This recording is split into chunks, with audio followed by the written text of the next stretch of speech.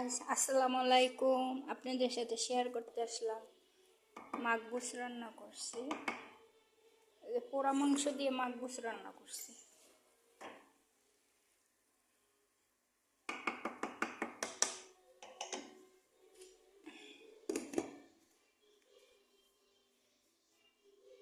এটা হচ্ছে টমেটো, মরিচ,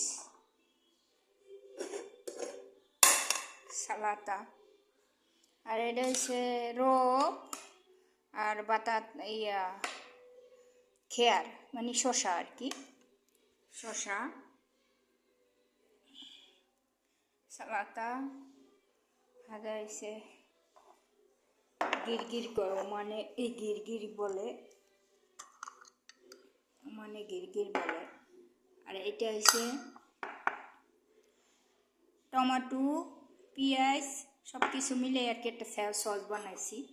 এটা দিয়ে খাবে মাকবুল দিয়া,